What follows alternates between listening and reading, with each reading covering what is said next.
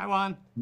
Name is Juan Fernandez from the película in Puerto Rico. It is a pleasure to get to talk to you about the new Lilo and Stitch. I will be directing questions individually so we can sort of make the virtual situation work. Okay. So Dean, when the first one came out, it was truly sort of shocking to see real human emotions sort of with words that we weren't even discussing yet, like emotional regulation and trauma and all that sort of stuff. But I think that the core, emotional core, is what resonated and made the movie special. So was that sort of like the thing to protect the most when you brought it to a live action version?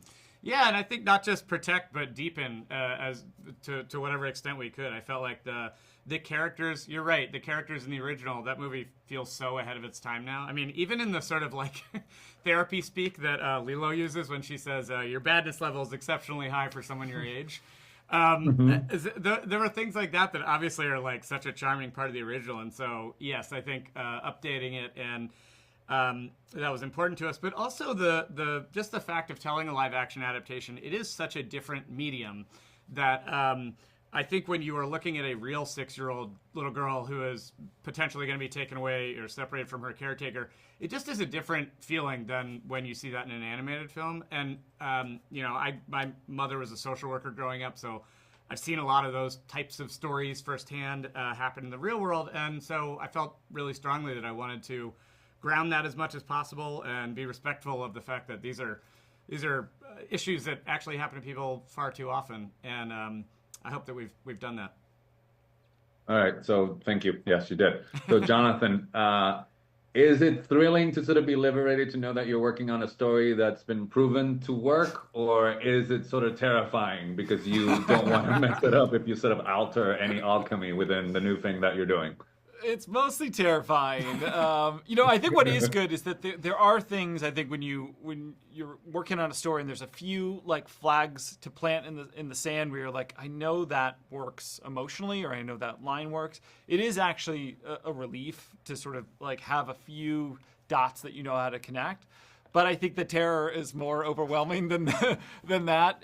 In part to get the look of the character right. Like part of this movie was starting in because we were seeing Stitch sort of in the zeitgeist suddenly all the time. It was about 20 years, that sort of 20-year nostalgia thing had happened, and all of a sudden it was backpacks and stuffies, and I was seeing him more in the world than ever, and it sort of felt like, oh, this is the right time to do this.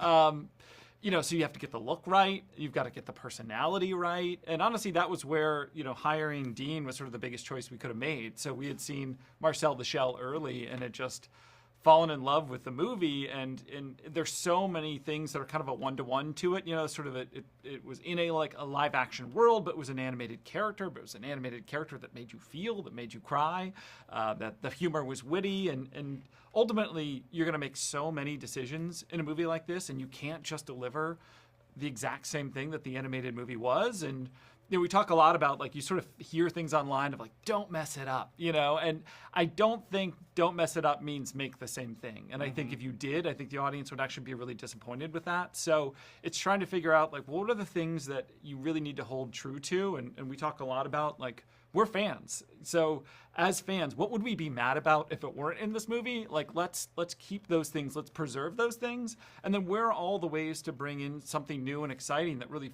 makes this feel like a new experience. And for instance, I have a 9 and a 5-year-old, and like this will be their Lilo and Stitch. This is their chance Yeah. for a new generation to see that in a theater, and I think that's really important to make sure that you are bringing something new to the table.